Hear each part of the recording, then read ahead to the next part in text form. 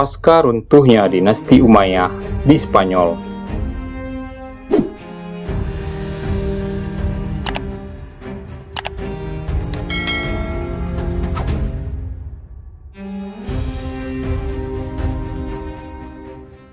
Di awal abad 11 Masehi, kerajaan Katolik Castilla dan Leon di utara Andalusia bersatu untuk melenyapkan peradaban Islam di sana.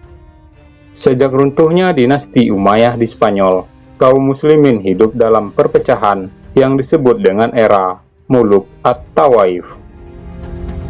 Ada banyak raja kecil di masing-masing teritori.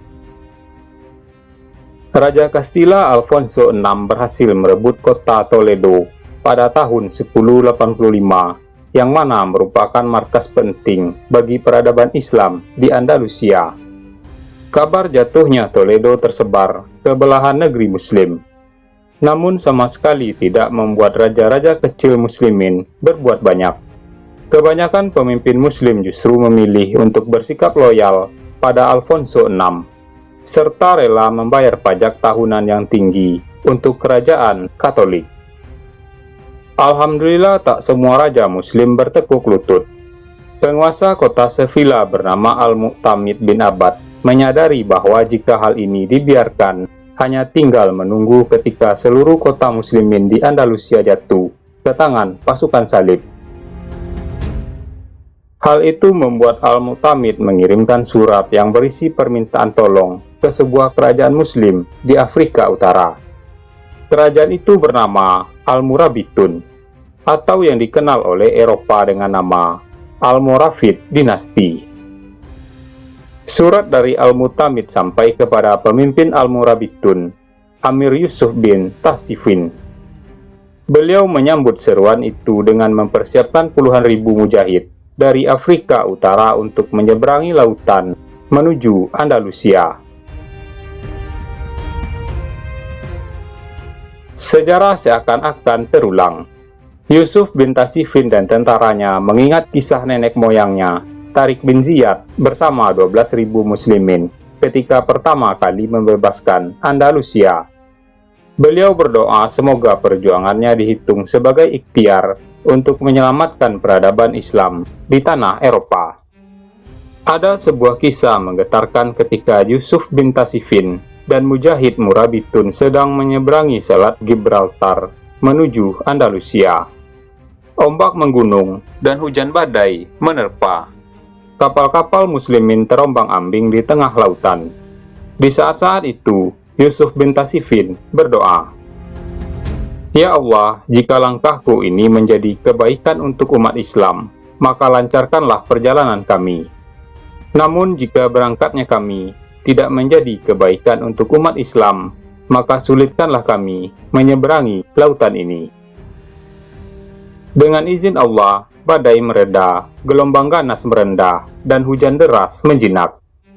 Kapal-kapal Mujahid Murabitun akhirnya sampai ke bibir pantai di selatan Andalusia, menanti takdir Allah selanjutnya, menghadapi gelombang besar pasukan musuh dari utara.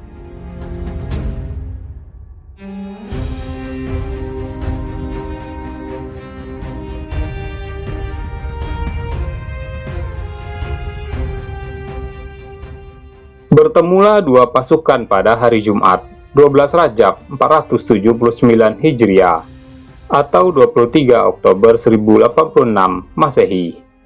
Pasukan salib terdiri dari 60.000 tentara gabungan pasukan Leon, Castilla, dan aliansi dari Spanyol Utara, serta Italia. Sementara kaum muslimin terdiri dari 48.000 mujahid, terdiri dari dua elemen utama, muslimin dari Afrika yang dipimpin Yusuf bin Tasifin, dan penduduk asli Andalusia, pimpinan Al-Mu'tamid bin Abbad.